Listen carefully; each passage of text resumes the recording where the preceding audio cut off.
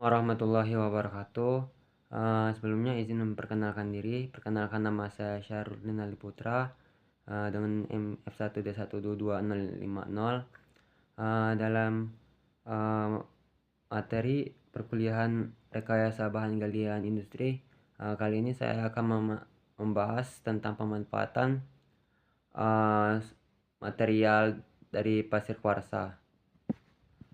Adapun pasir kuarsa itu sendiri yaitu merupakan salah satu jenis pasir yang terdiri dari butiran-butiran kuarsa.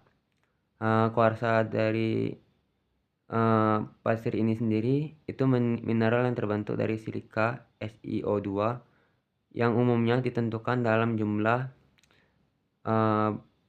besar di kerak bumi. Pasir kuarsa sendiri memiliki warna yang umumnya putih atau transparan dengan butiran yang kasar dan tidak mudah hancur. Kandungan kualitas dari pasir ini mencapai lebih dari 90%, membuatnya menjadi salah satu jenis pasir yang paling murni. Berikut merupakan dari sifat fisik pasir kuarsa itu sendiri. Yang pertama yaitu warnanya itu bening, dengan kerasan itu 7 dalam satuan skala Mohs.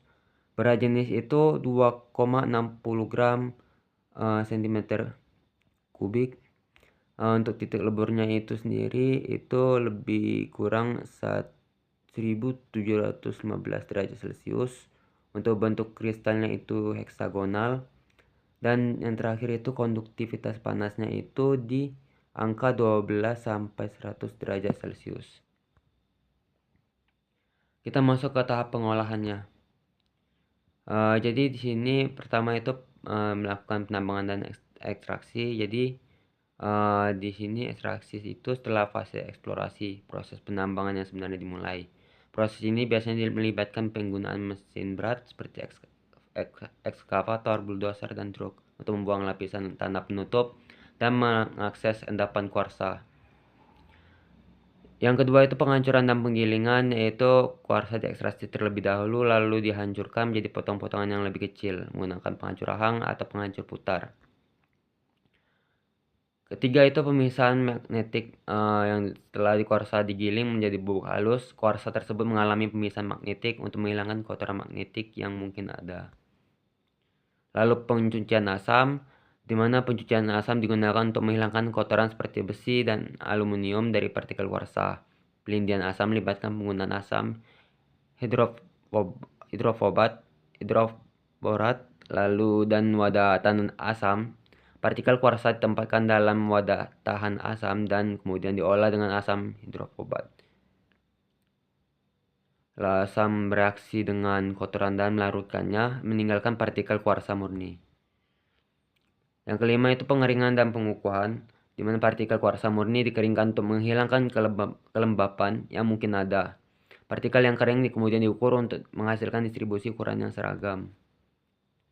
Kita masuk ke pemanfaatan dari pasir kuarsa.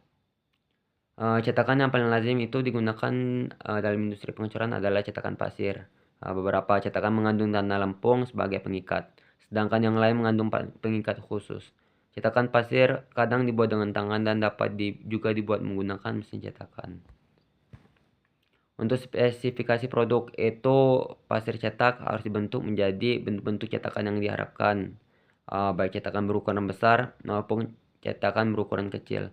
Permeabilitas dapat diartikan sebagai kemampuan cetakan yang mengalirkan gas-gas dan uap air yang ada di dalamnya keluar dari cetakan.